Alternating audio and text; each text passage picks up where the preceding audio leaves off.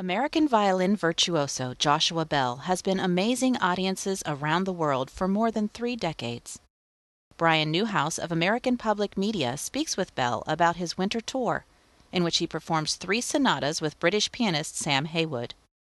Bell and Haywood performed Thursday, February 3, 2011 at Penn State's Eisenhower Auditorium.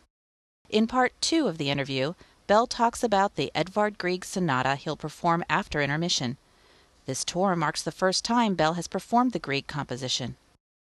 So on the second half, there is a piece that by Edvard Grieg, his second sonata in G major. All the pieces on this program are in major keys, and fairly early work for Grieg, who is discovering his way with Norwegian folk song, but also coming out of a rich, romantic German tradition where he'd been schooled.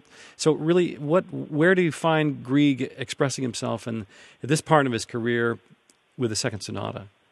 Well, it's hard to answer that question, but Grieg really has a unique voice. You're right; he was schooled in the classical tradition, but there's something. I mean, Grieg has really brought. He has such a unique voice. He incorporates these folk melodies that are most. I'm assuming they're written by him, but they conjure up these very folk elements. He may have borrowed some as well throughout his works, but I should find out exactly. I should do a little more research about that. But it's very folk. There's always a folk feeling with Grieg. That's something very appealing, I think, to a lot of people. And actually, in that way, he has something in common with Brahms, in that Brahms often incorporated folk music as well, Eastern European, and Hungarian music. Brahms wrote the sonatas for his friend Joachim, who was Hungarian, and often incorporated folk elements as well. So there's some kinship, you might say, between those two composers. But Grieg is unlike anyone else. There's and the second sonata, I mentioned that the Brahms and the Schubert are old friends. The second sonata, this will be my first time ever playing this piece. So every recital program I like to introduce for myself, for personal growth, at least one major new work that I've never done before. And this time it's the Grieg. And I've done the third sonata, which is probably the most popular. The second one, as I'm discovering, is equally interesting. And in fact, looking through the catalog of Jascha Heifetz by Idol, Heifetz chose only to record this second one. He loved this one most of the 3, it seems, and I did hear the piece as a kid from my recordings of Heifetz, but you rarely hear it played live. So I'm very excited about the Grieg. I think this is really interesting. Say more about why you try to always introduce a new piece into your repertoire in these tours. Well, it's first of all, the way I've sort of mapped out my concert schedules, that every year I'd set aside a couple of months just to do recitals and really dedicate this period to collaborating with the pianist and doing this chamber music. What I call this chamber music repertoire, as opposed to playing with being invited by an orchestra and playing the Tchaikovsky concerto or Beethoven concerto.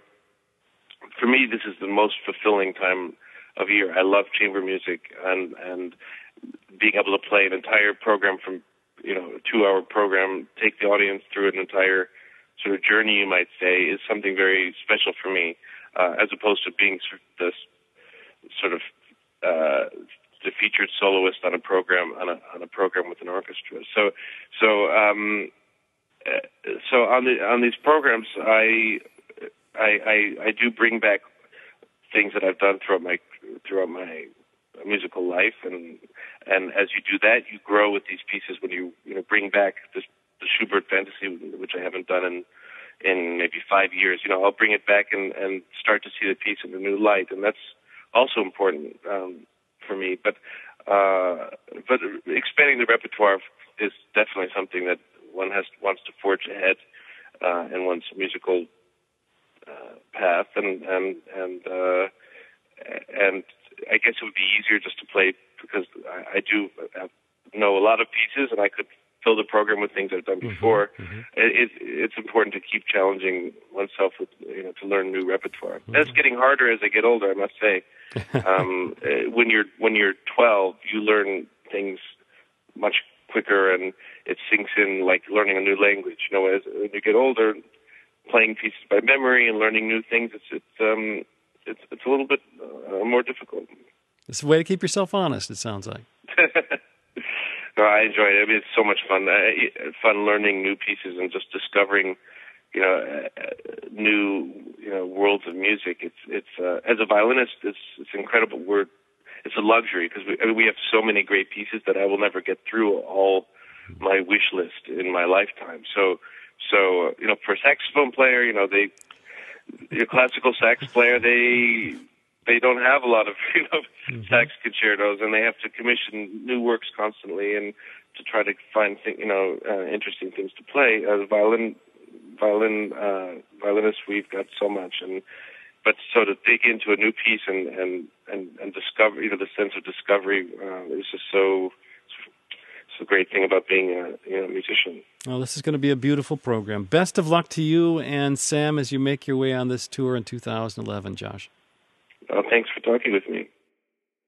Tickets are on sale for an evening with Joshua Bell, February 3rd, 2011 at Eisenhower Auditorium. Order online at www.cpa.psu.edu or by phone at 1-800-ARTS-TIX.